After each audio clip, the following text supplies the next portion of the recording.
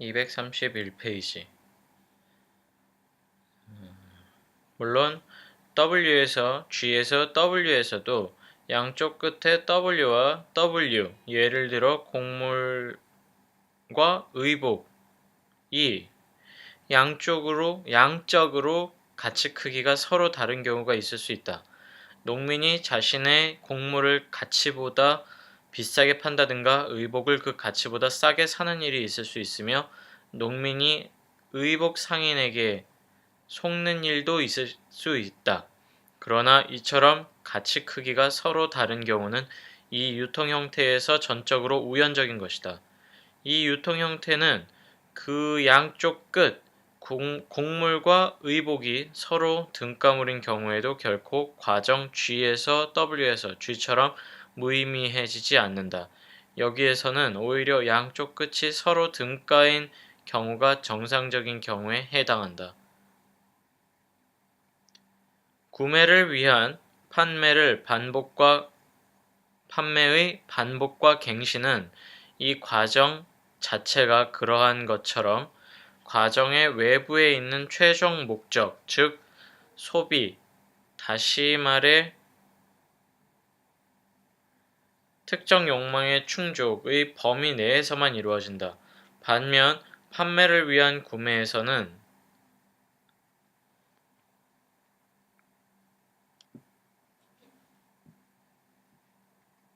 시작과 끝이 모두 같은 것, 즉 이다. 그리고 바로 이 때문에 이미 이 운동은 무한한 것이다. 분명 G-는 G 더하기 G의 개차가 되고 100파운드는 100 더하기 10파운드가 되었다. 그러나 단지 질적인 측면에서 본다면 110파운드는 100파운드와 같은 것, 즉 화폐이다. 또 양적인 측면에서 봐도 110파운드는 100파운드와 마찬가지로 하나의 한정된 가치액이다. 만일 110파운드가 화폐로 지출된다면 그것은 자신의 역할에서 벗어나게 될 것이다.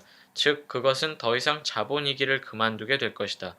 만일 유통에서 떨어져 나온다면 그것은 축장 화폐로 화석화되고 지구 최후의 날이 올 때까지도 단 한 푼도 늘어나지 않을 것이다. 그러나 일단 가치 증식을 목표로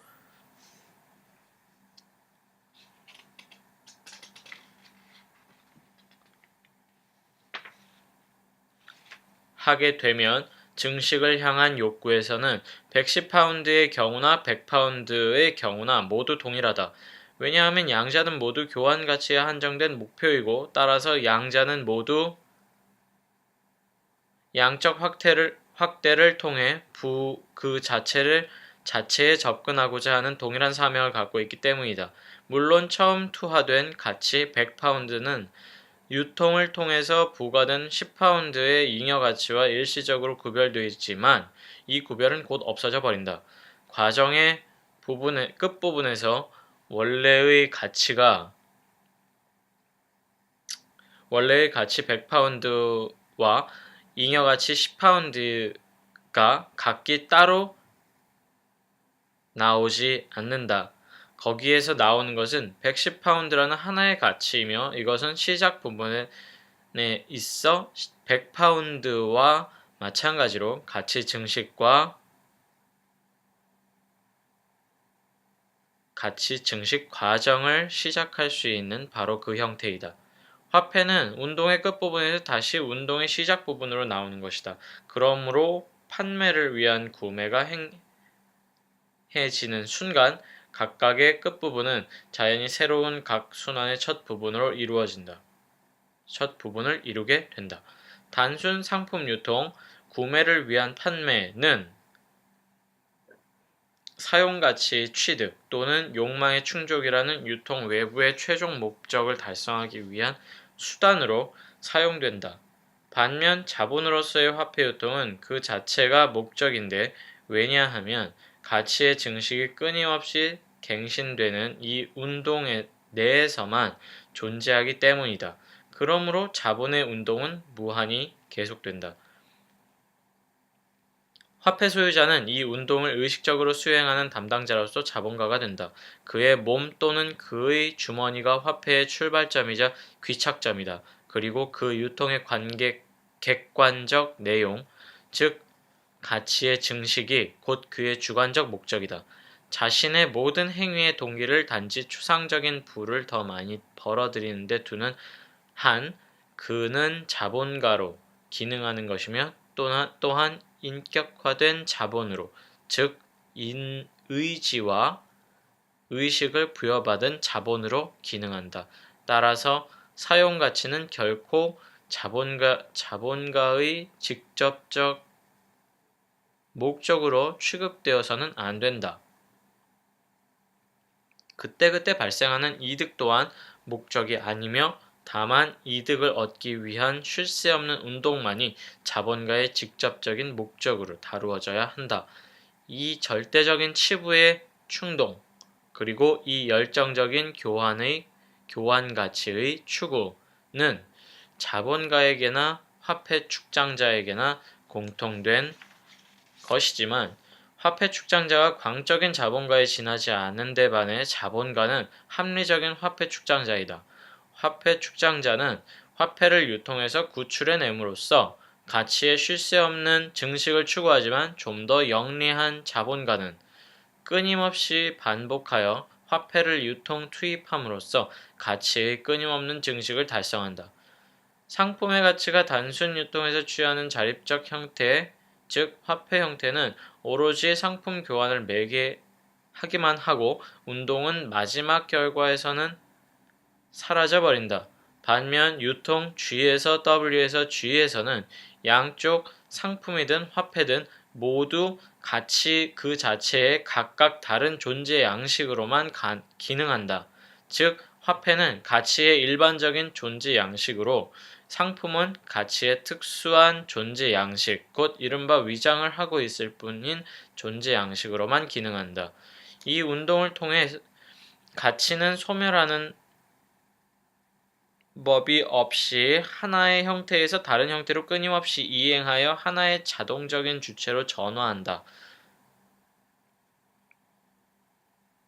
스스로 증식하는 가치가 생명활동의 순환 과정에서 번갈아 취하는 각각의 현상 상태를 고정시키면 다음과 같은 두 가지 주장을 얻을 수 있다. 자본은 화폐이다. 그리고 자본은 상품이다.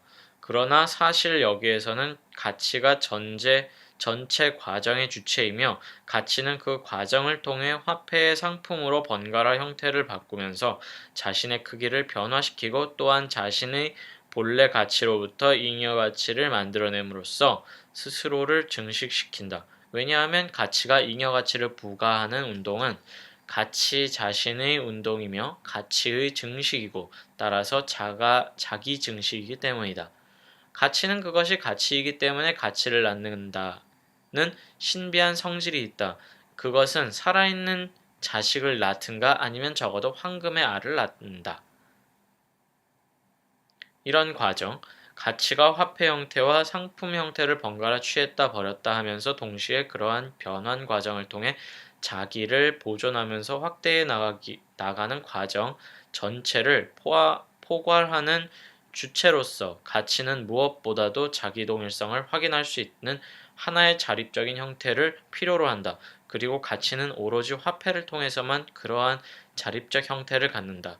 그래서 화폐는 자기 모든 가치 증식 과정에서 항상 출발점과 종점을 이룬다. 즉 가치는 처음 시작할 때 100파운드였다가 지금 마치고 나서는 110파운드가 되었다. 등등. 그러나 화폐 그 자체는 여기에서 단지 가치의 한 형태로만 간주될 뿐이다. 왜냐하면 가치는 두 가지 형태를 갖기 때문이다. 상품 형태를 취하지 않고서는 화폐는 자본이 되지 못한다. 그래서 화폐는 여기에서 화폐 축장의 경우처럼 상품에 대해 적대적인 태도를 취하지는 않는다.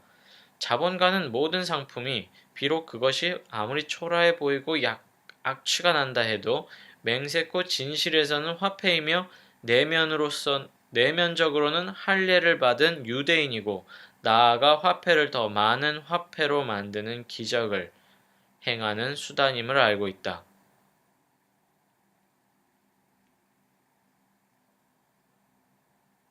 다시 한번. 자본가는 모든 상품이 맹세코 진실에서 화폐이며 내면적으로는 할례를 받은 유대인이고 나아가 화폐를 더 많은 화폐로 만드는 기적을 행하는 수단임을 알고 있다. 단순 유통에서는 상품의 가치가 기껏해야 상품의 사용 가치에 대립하여 화폐라는 자립적 형태를 얻을 뿐이지만 여기에서는 가치가 과정 전체를 거쳐가며 스스로 운동하는 실체로 홀연히 나타난다. 이 실체에 대하여 상품이나 화폐는 모두 단순한 형태에 지나지 않는다. 또한 그뿐만 아니라 이제 가치는 상품들 간의 관계를 나타내는 것이 아니라 이른바 자기 자신에 대한 사적 관계 속으로 들어간다. 그것은 본원적 가치로서의 자신과 잉여 가치로서의 자신을 서로 구별짓는다. 즉, 그것은 아버지 신으로서의 자기와 아들 신으로서의 자기를 구별하는데 아버지와 아들은 나이가 같고 사실상 한 몸을 이루고 있다. 왜냐하면 선대가 된 100파운드는 오직 10파운드라는 잉여가치에 의해서만 자본이 되며 그것이 자본이 되는 순간, 즉 아들이 태어남으로써 아들에 의해 아버지가 태어나게 되는 순간 양자의 구별은 다시 소멸해버리고 양자는 하나, 110파운드가 되기 때문이다. 그리하여 가치는 과정을 진행하는 가치, 과정을 진행하는 화폐가 되며 그럼으로써 자본이 된다. 그것은 유통에서 나왔다가 다시 유통으로 들어가고 유통 속에서 자기를 유지하고 배가시키고 증대되어 유통 밖으로 되돌아오는 방식으로 동일한 순환을 끊임없이 되풀이하거나 새롭게 시작한다. G에서 G 다시 화폐를 낳는 화폐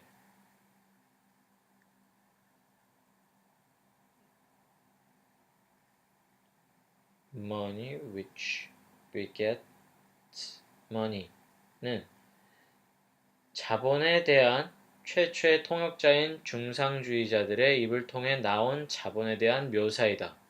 화폐를 낳는 화폐 G에서 G 다시로 라는 묘사.